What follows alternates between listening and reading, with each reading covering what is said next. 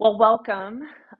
This is a class that is inspired by the moon. Often I have classes inspired by the moon, and I'm filming this 2 days after the new moon and in sort of late summer time frame. And if you're watching this later, it doesn't have to be near a new moon to watch it, but that's just what my inspiration is. And this idea of the moon and its sort of intricate connection with water. So that's the inspiration for the class is the moon, the ebb and the flow, and the water element as well. So let's start in a seated position, if you would please, and make yourself comfortable. And so that means for many of you, it's sitting on a prop of some type. Your hands can be on your lap. They could be together at your heart, whatever feels natural to you. And we'll just take a moment here with a nice long spine.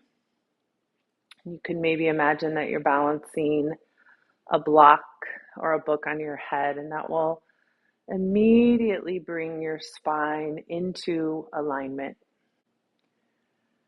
And then I'd like for you just to become aware of your breath, the ebb and flow of the breath.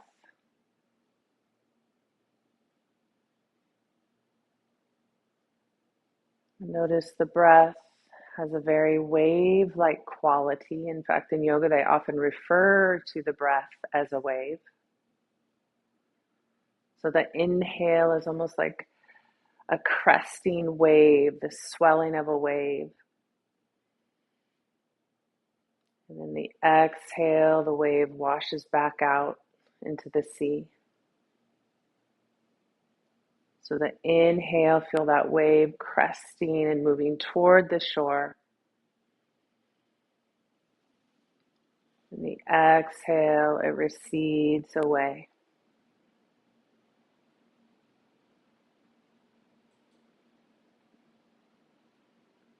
And I visualize sometimes like when I think of the beach and the waves and the sand,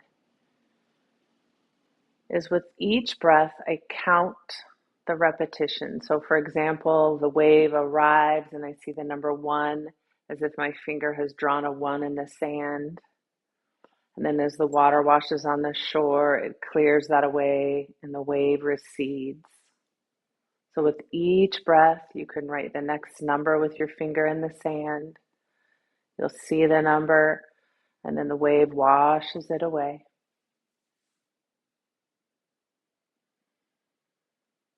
Each number drawn and then disappears.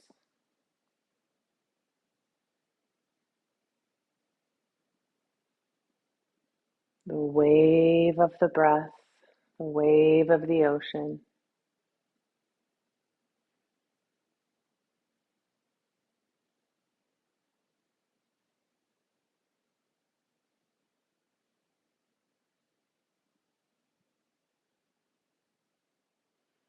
So we'll count three more numbers that have been traced into the sand.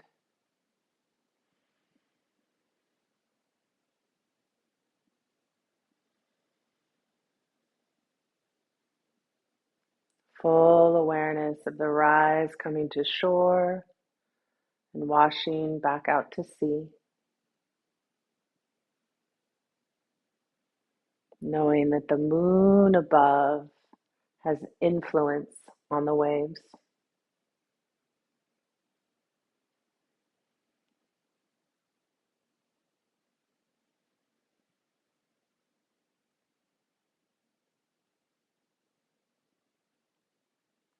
And then when you're ready, we'll move from that awareness of breath and circle the body. So nice big circles, 3 or 4 each direction. We can almost imagine with this practice that idea of the ripples on the surface of the water. So we don't want to make any big waves with our practice. We're moving in a way that's just a little ripple effect. So we move slowly, intentionally, keeping the surface of the water nice and still. And then as we come to the center, Let's stretch our legs out. And I have a lot of candles. I was inspired to light lots of candles, so you'll see me kind of scooching so I don't set myself on fire. And as you have your legs out to the side, it's just a comfortable distance. It's really just to have the legs long. We're not using the legs for the pose. Your right hand will come to the earth, left arm stretches up and over. So just a nice side bend here. And then we'll flow and we'll side bend to the other side. And then moving in a way that doesn't create waves, only ripples. You'll inhale to the center, exhale to the side. And then again, inhale through center, exhale to the other side. Moving slow and intentionally.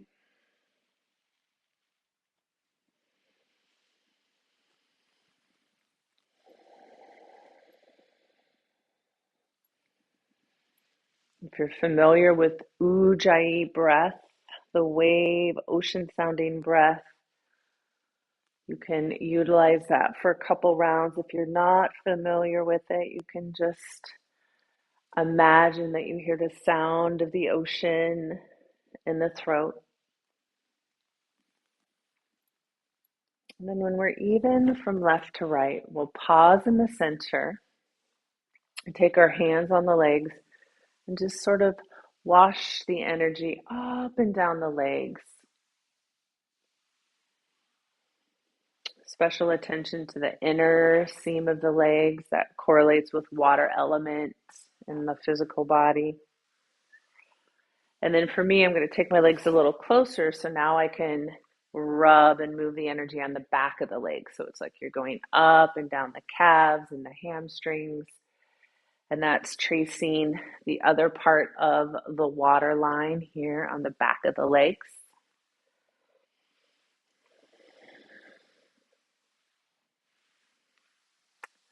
And then let's bring the soles of the feet toward each other for our first like classical yin position.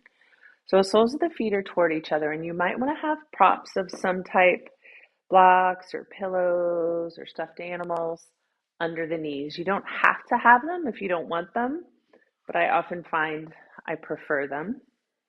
And then from there, you have the option to stay completely upright and experience the pose and that orientation to gravity.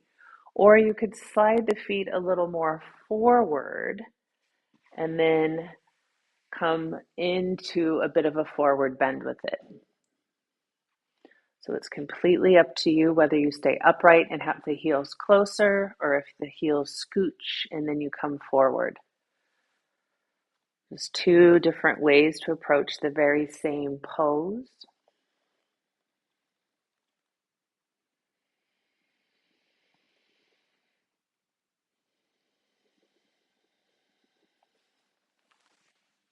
Nice, slow, deep breath.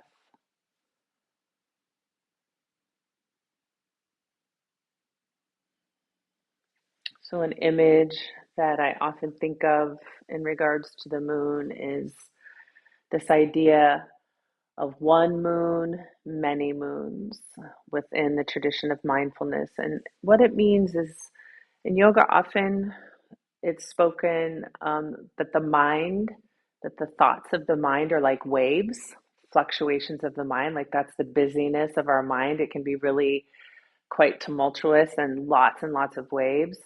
So, truly, the definition of yoga is to kind of create that smooth surface of the water, no waves of thought.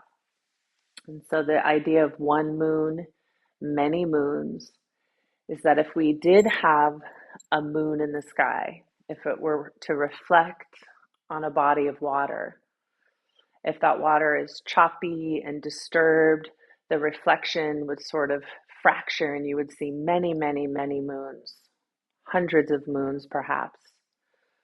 Whereas if the water is smooth, almost like glass, you see the true one reflection of the moon. Just the one reflection. So that's an image maybe that is helpful for you when you think of stilling the mind, stilling the thoughts. And then when a wave or a ripple comes, because it will, and we can just focus on our breath and notice that the surface of the water becomes glass-like again.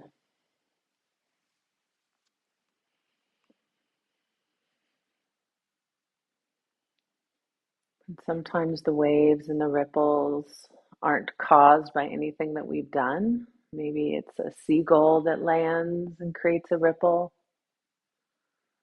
or there's a storm in the vicinity. Maybe a boat goes by.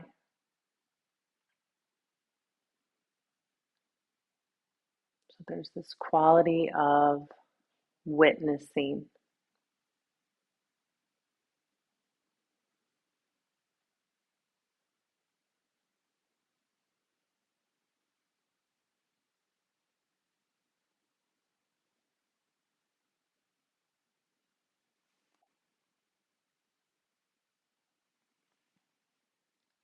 We have 5 more cycles of breath here. You can breathe in whatever way you prefer, including the breath that we did at the beginning where you're drawing a number in the sand and then watching that number wash away in the wave.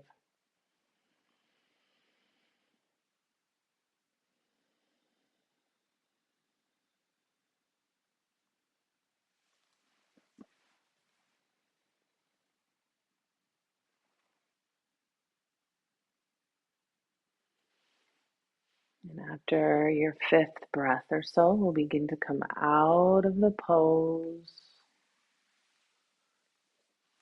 You can set the blocks to the side. You may want to use them in a moment. And to counterpose, our lower back will come to all fours.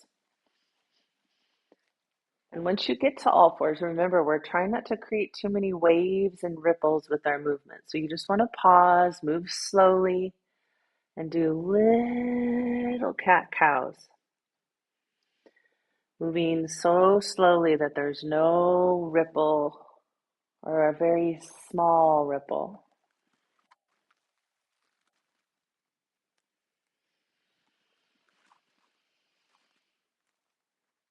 Maybe one more each way.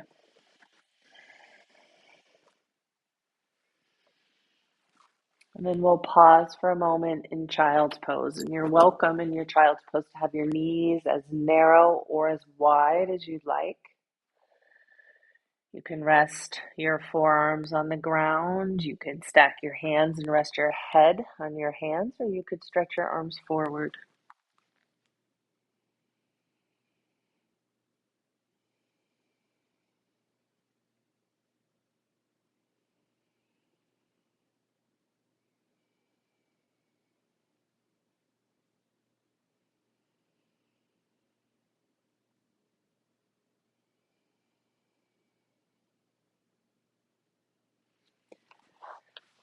Okay, and then to further complement that butterfly pose and to bring some relief to the low back, we'll come onto the front of our body for Sphinx pose. And you might want blocks, 1 or 2 blocks for this, you might not. So you'll take a moment to position your legs about hip width apart. And if anything, maybe more than hip width apart. You want to make sure you have plenty of space for your low back. And then you could stack 1 or 2 blocks for underneath the forehead if you want to. Some of you may prefer to just hold your head gently in line with the rest of your spine.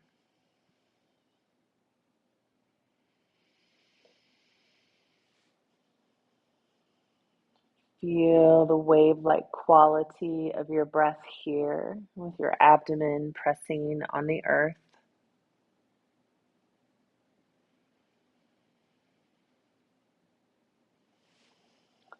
There's a marma point, an acupressure point on the front of the pubic bone, which is now pressing into the earth, and it's a point that's balancing, harmonizing for the water center.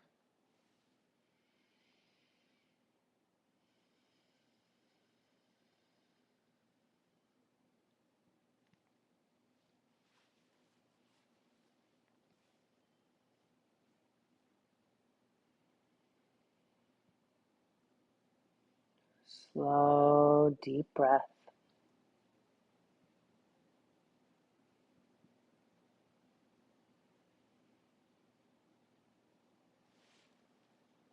And if it's soothing for you, you can imagine the waves washing onto the shore.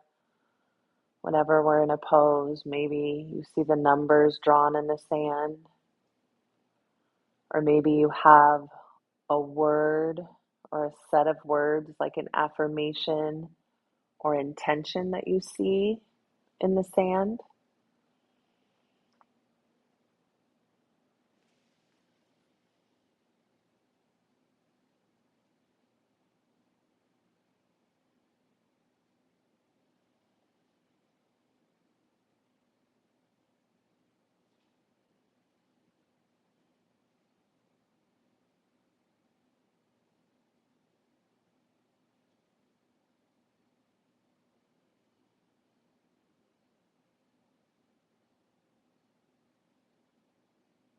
I can hear a little cricket outside of my window chirping away as I practice.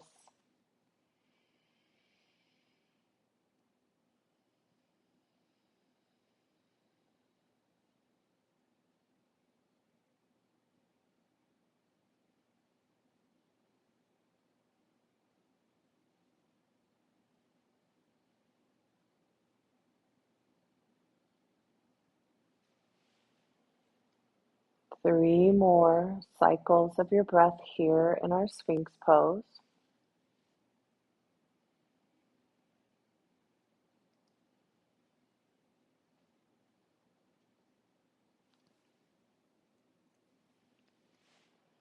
And after your third breath, we'll lower down and take a moment to pause.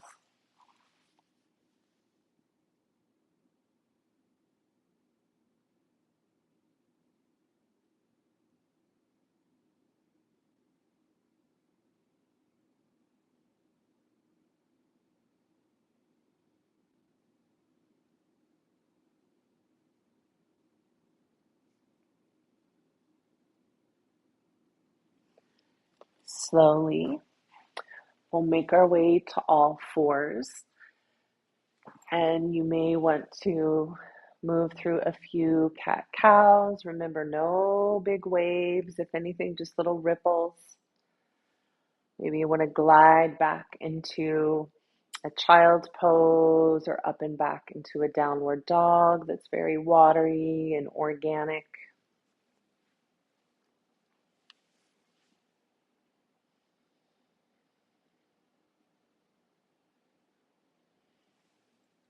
And what we'll be coming into next is a lunge series. So I highly, highly recommend something to pad your knees, especially if you're on a hard floor. If you're on carpet, you could be fine depending on the type of carpeting, but on a hard floor, a blanket can be nice. And then if you do have blocks, you may want to have them within arm's reach. You certainly don't need them, but you may find them helpful. And so from there, we'll come into a high kneeling with your knees on that padded surface that you've created. And we'll start by stepping your right foot forward, coming into this more upright lunge.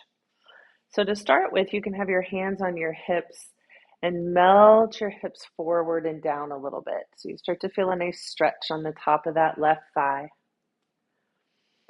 And then I'll offer an arm variation. So if you'd like, you can keep your hands at your heart. Otherwise, to bring in sort of the moon quality, we'll add a side bend. So the arms would start overhead. Your right hand will wrap your left wrist and we'll bend over to the right side for a few moments, few rounds of breath.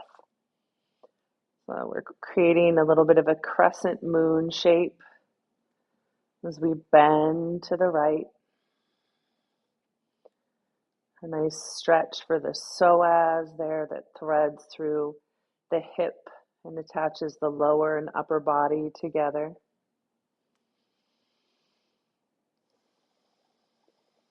But at a certain point, you'll want to come out of that side bend because it's fairly active for a yin practice. And when that time arrives, we'll come into a hamstring stretch. So the right leg will lengthen. This is where perhaps the blocks are going to be really helpful for your hands. And if you don't have blocks, you can put your hands on your hips and tip forward this way.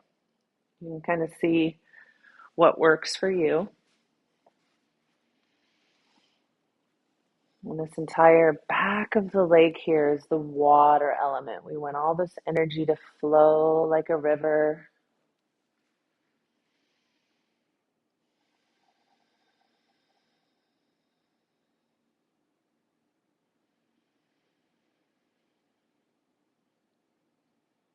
The water element is not very cut and dry. It's organic, it's fluid, it's adaptable.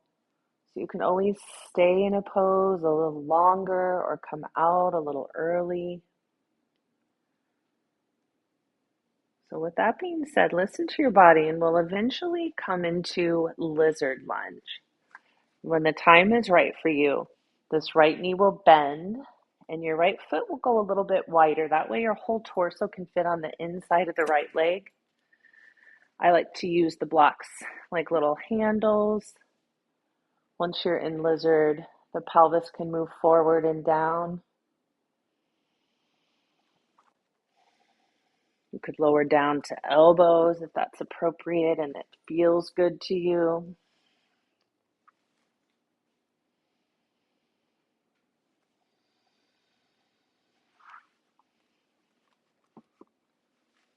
The water element allows a little bit of like freedom within the pose. You could rock or sway.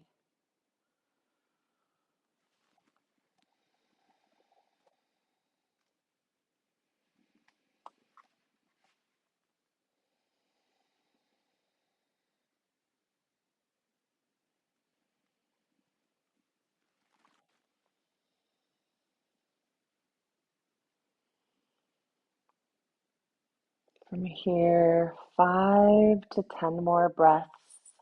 You can do a little less or a little more than that if you'd like.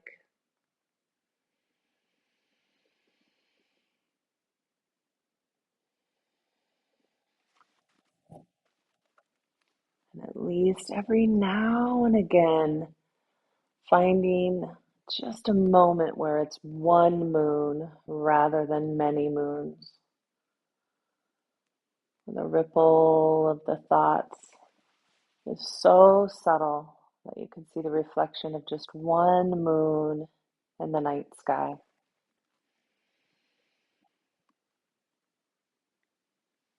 And eventually you'll come out of the pose and do whatever comes naturally to your mind. Your body is so smart. It's when we get in its way, sort of overthink things. So downward dog, child's pose, cat cow, kneeling,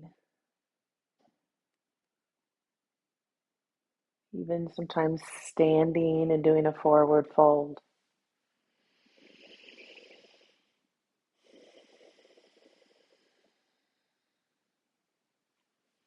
Moving slowly, we'll come back to a high kneeling with our knees padded.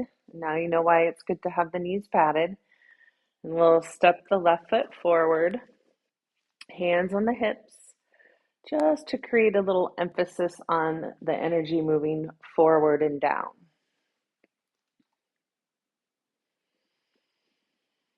And then hands to the heart. Or if you want to find the crescent moon side bend, we'll take our arms overhead. The left hand will wrap the right wrist. We'll reach up, and then over to the left. The body like a crescent moon. Nice stretch for the psoas.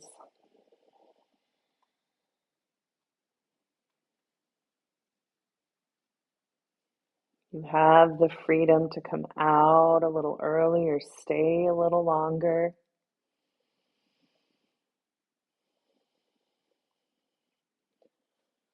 But the next part of our lunge series will be the hamstring stretch. So the left leg will lengthen when you're ready. You can use blocks or hands on the hips.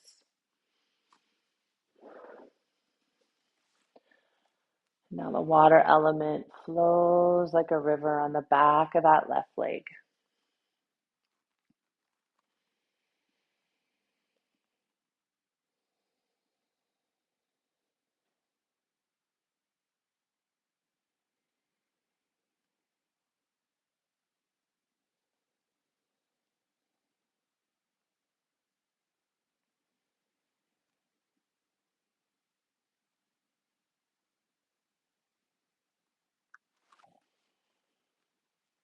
You're on your own timeline. You can always stay a little longer, but eventually moving toward lizard lunge, which means the left knee will bend, the left foot will go a little wider so you can fit your torso on the inside of the left leg. Your hands can be on blocks. You can lower down on elbows if you'd like.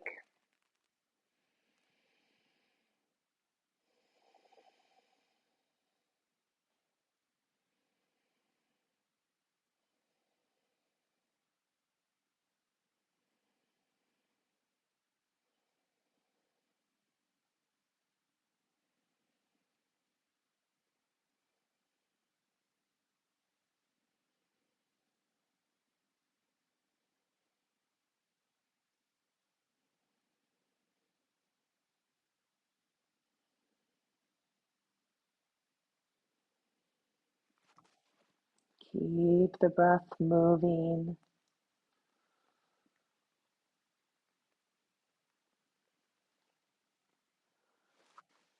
And our yin practice really is this beautiful bridge between the physical practice of yoga, the asanas, and then the practice of meditation. It also really brings in breath awareness as well. So it's a full spectrum practice.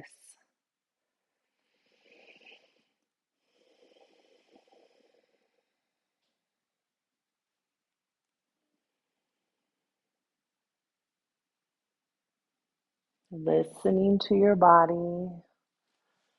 Anywhere in the next few cycles of breath, starting to come out of the pose.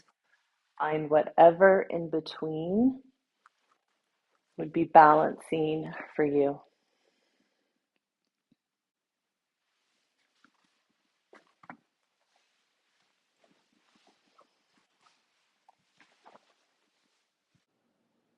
From here, we'll come down onto the ground.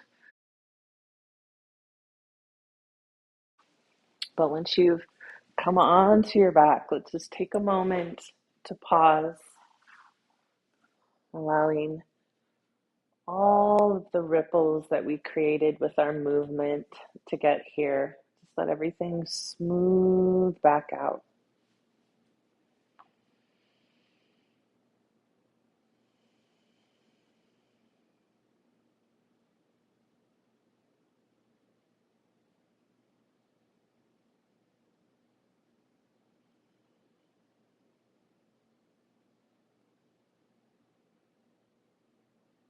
And from this position of Shavasana, we're going to turn our Shavasana into Banana Asana, the shape of a crescent moon, by simply walking both legs over to the right side of your mat, curving your upper body to the right. Otherwise, you're still lying flat on the ground, both hips, both shoulders on the floor. And then little things that you might want to do here to customize the pose for you is you could keep the legs side by side. You could experiment with crossing one of your ankles on top, whichever feels best. You could take your arms overhead.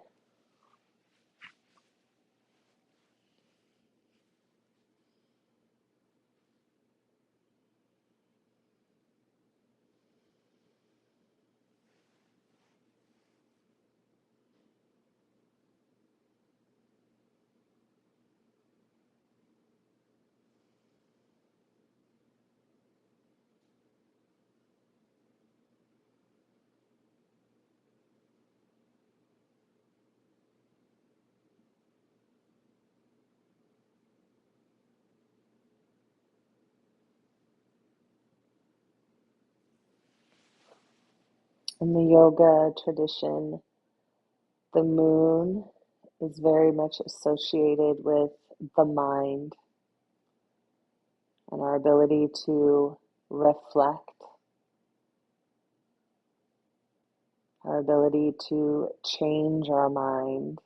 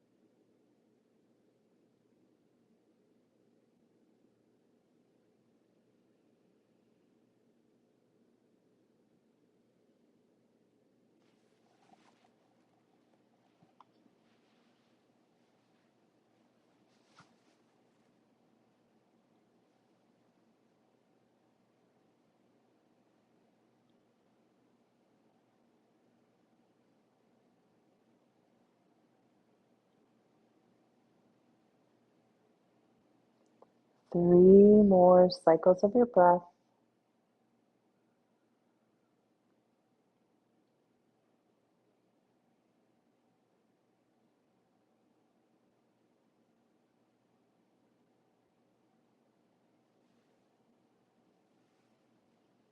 And we'll start to come out of the crescent shape to the right and pause in Shavasana in the center.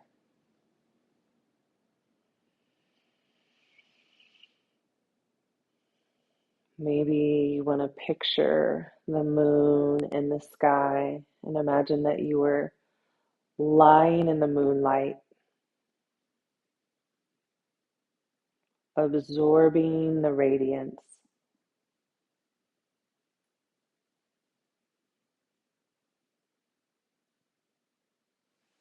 And now we'll side bend to the left. So from Shavasana, both legs over to the left. The upper body curves to the left. And then you're adding your own unique details, like maybe crossing a leg, maybe arms overhead.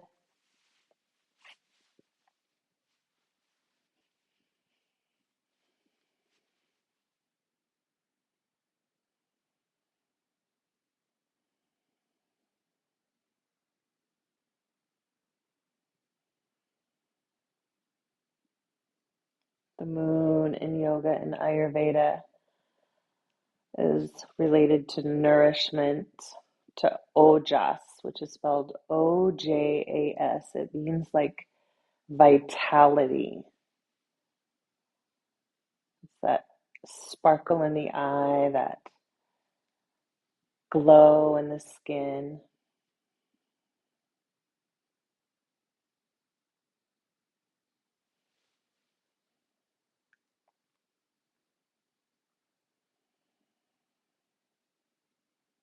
Ojas is what keeps our immune system running smoothly.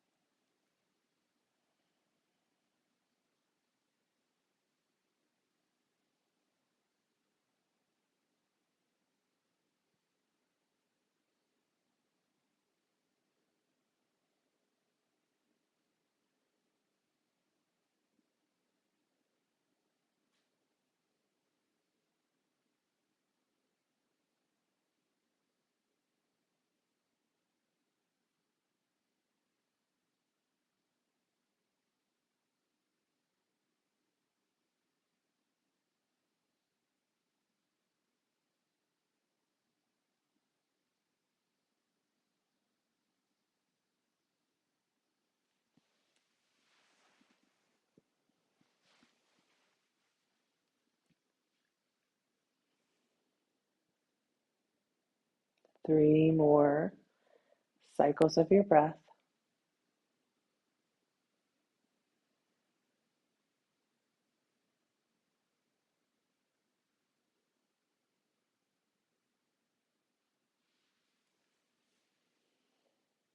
And then we'll slowly return to the center, to Shavasana.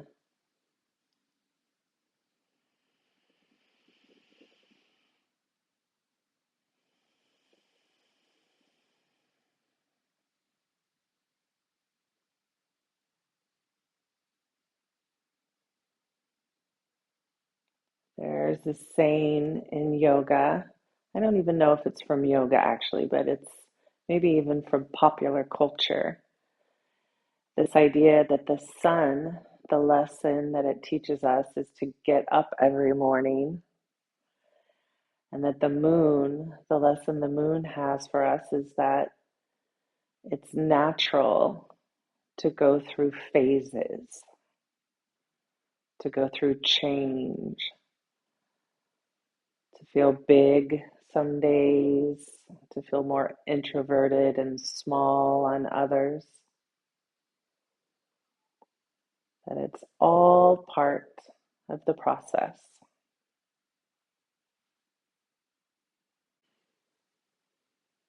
And as you pause for another moment or two, if there's any final stretch that your body might need, please feel free to find it. And then we'll set up for final relaxation. So that might be Shavasana, it might be a different restorative pose. You can think of it as making yourself a little nest, just like a creature might, like a little squirrel or a bird.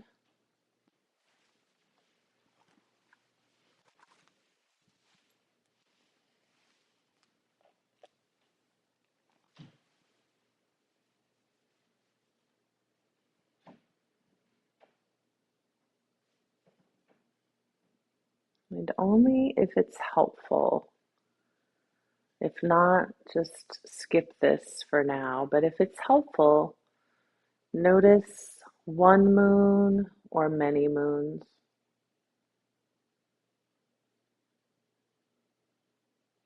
And if you have perhaps many moons at this present moment, maybe your breath can help smooth out the waves.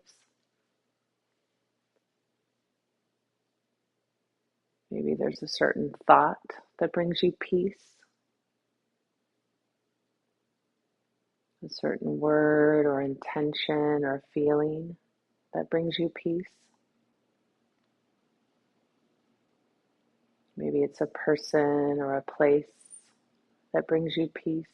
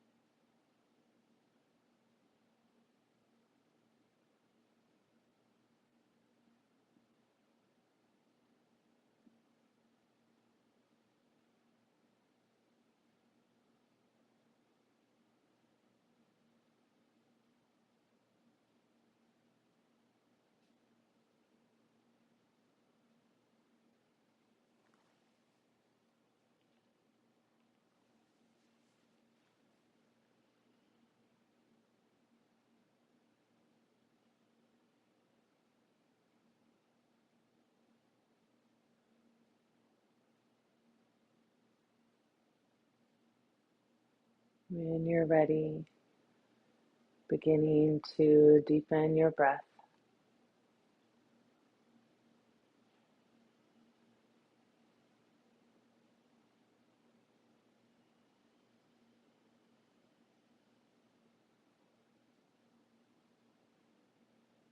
Finding subtle movement in the fingers and the toes. And at least for now until the very end of class, try to make as few waves as possible with your movement.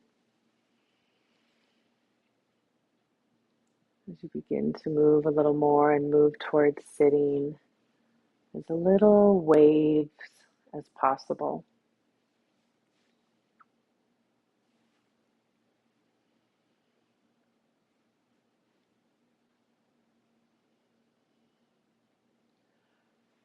You can rest your hands wherever it's most comfortable for you, including perhaps at the heart.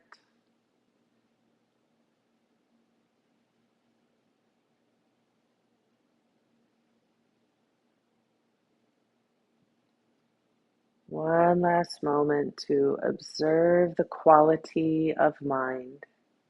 One moon or many moons.